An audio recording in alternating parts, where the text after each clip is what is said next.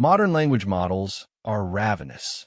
They devour text and labeled examples faster than humans can possibly produce them. And the high-quality stuff is expensive or private or simply running out. So researchers asked a bold question. What if the models could generate their own training data? That is synthetic data, and it now quietly powers a huge share of how today's models are trained and aligned. But feeding a model on its own kind is a double-edged move, and understanding why is the whole story. Let's dig in. First, let's see what synthetic data is really competing with. Real collected data is the gold standard. Text written by humans, labels annotated by experts. It reflects the actual world and carries genuine signal. The trouble is supply. High-quality human data is slow to gather, expensive to label, often locked behind privacy walls, and for many niche domains it barely exists at all. And every new frontier model only makes the appetite for fresh, high-quality data larger, so the shortage keeps getting worse. Synthetic data flips the economics.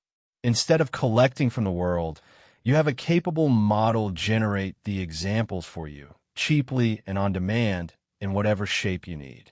You can produce oceans of it overnight, target exactly the cases you're short on, and never touch a single piece of private information.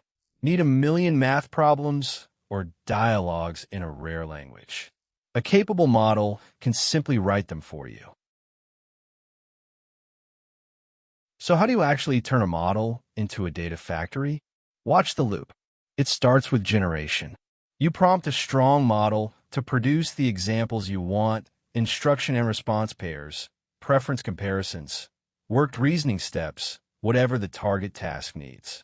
Techniques like self-instruct can bootstrap a huge, varied set from just a handful of seed examples. That single trick multiplies a tiny bit of human effort into an enormous training set. Next comes the critical step, filtering. Raw model output contains errors, hallucinations, and junk, so you verify and cure it, keeping the good examples and throwing the rest away. This quality gate is what separates useful synthetic data from a pile of confident nonsense. Skip it, and you're just amplifying the teacher's mistakes into the next model. Then you train. The curated synthetic examples become the training set for another model, often a smaller student learning from a stronger teacher.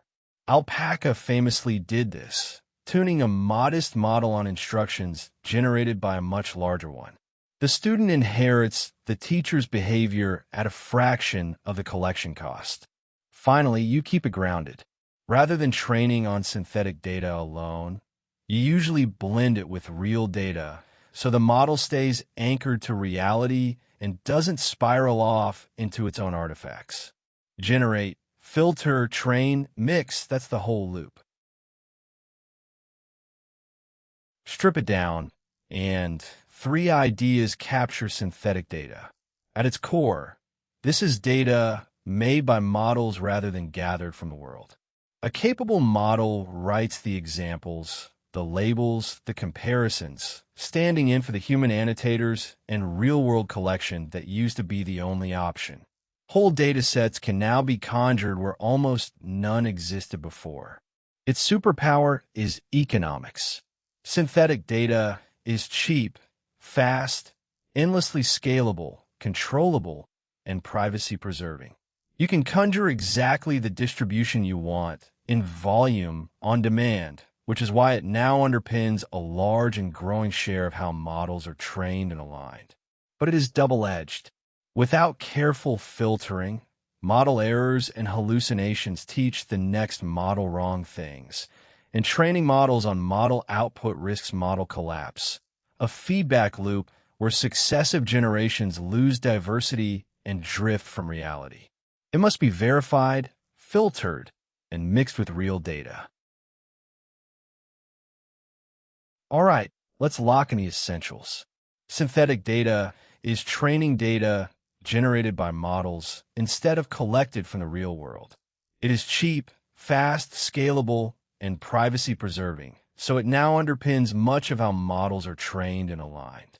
From instruction tuning to RLAIF preferences, it fills gaps where real, high-quality data is scarce, costly, or private.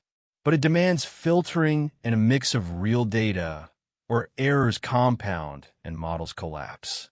If you enjoy AI explained this plainly, come explore more with us over at standarity.com. See you inside.